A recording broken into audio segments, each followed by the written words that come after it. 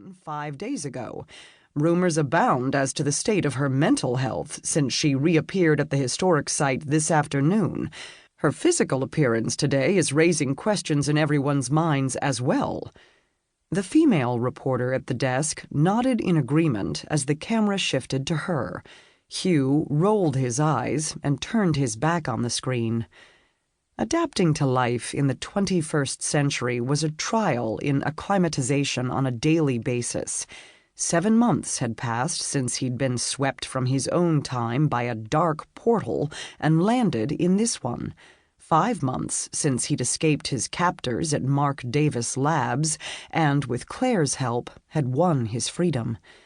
After all that time, new discoveries still awaited him around every corner.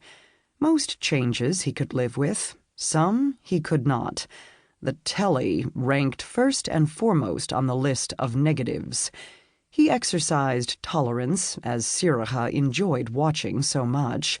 Occasionally, an historic drama might manage to pique his interest, but the gossip rags, on the other hand, only grated on his nerves. As tirelessly as the sniping of the King's Court in 18th century Paris had in his previous life.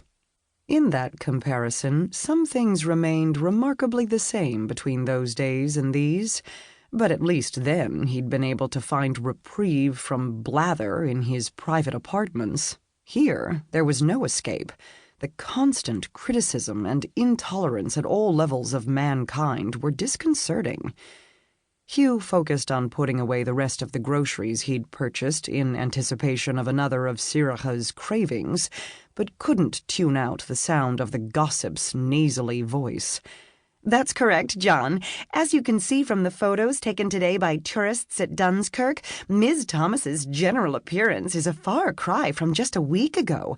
Let's compare these new photos to those taken at the castle 2 months ago, shall we?"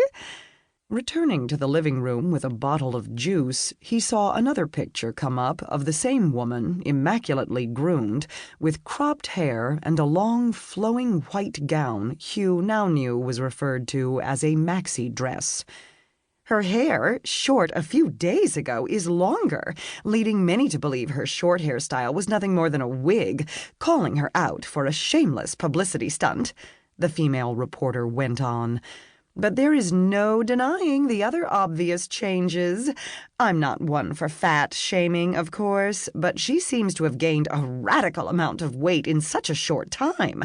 So much so, some gossip columnists are speculating Ms. Thomas was attempting to disguise a secret pregnancy beneath her slouchy, oversized...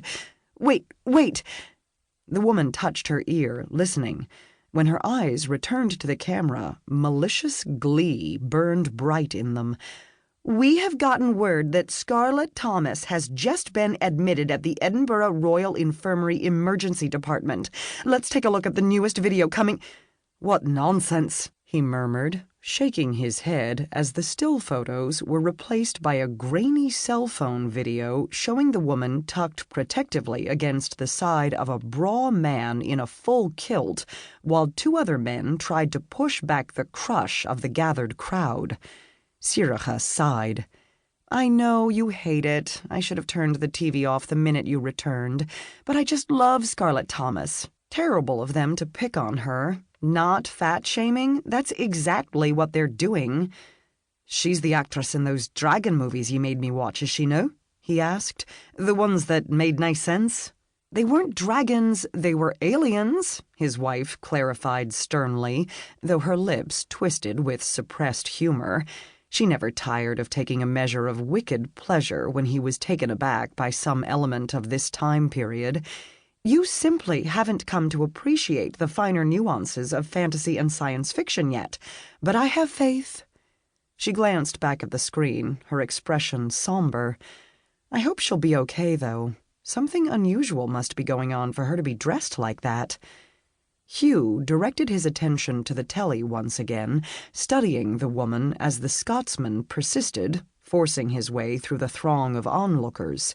She wore a full-skirted blue gown with what appeared to be a darker blue woolen plaid wrapped around her shoulders, the same patterned tartan as the kilt of the man who had his arm around her, her face buried in his shoulder.